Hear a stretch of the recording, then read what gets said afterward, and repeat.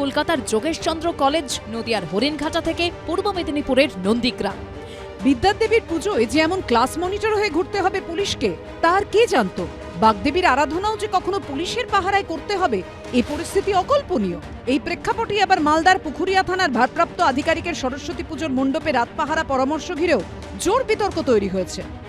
সব থেকে গুরুত্বপূর্ণ, প্রত্যেক পুজো কমিটিকে বলা হয়েছে যে আপনারা রাতের বেলায় মণ্ডপ ফাঁকা ছেড়ে দেবেন না। 31শে জানুয়ারি পুজো উদ্যোক্তাদের ডেকে সরস্বতী পুজো নিয়ে বেশ কিছু নির্দেশিকা জারি করে পুলিশ।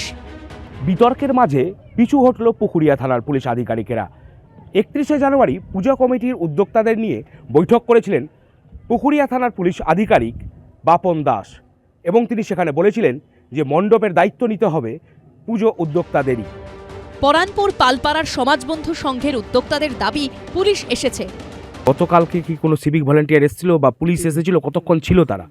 কালকে এসেছিল, এসে দেখে গেছে আমাদের, আর দেখে আমাদের সাথে থেকেছিল কিছুক্ষণ, থাকার পর উনি চলে গেছিলেন। সে পুলিশ প্রশাসন আসবে, ধরে নেন সন্ধ্যাবেলায় অল্টারনেট করে আসছে যাচ্ছে, আর উনি আসবেন বলেছেন, আমি থাকবো।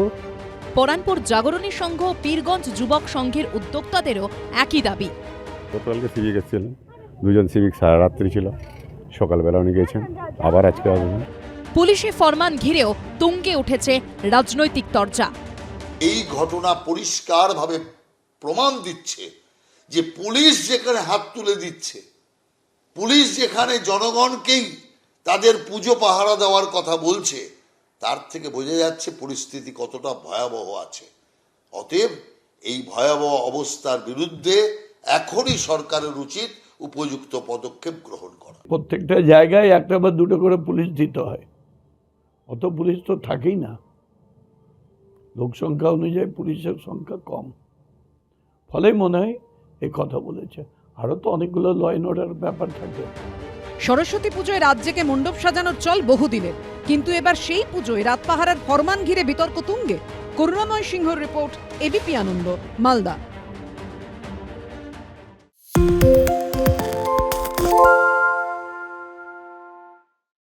সত্য অন্তহীন, সত্যের খোঁজও তাই, সত্য সন্ধানে তাই আমরা অক্লান্ত, অকুতভয়। এবিপি আনন্দ নতুন ভাবনার প্রতীক, যা মনে মুক্ত, তথ্যে যুক্ত এবং যাবতীয় সীমানার বাঁধন থেকে মুক্ত।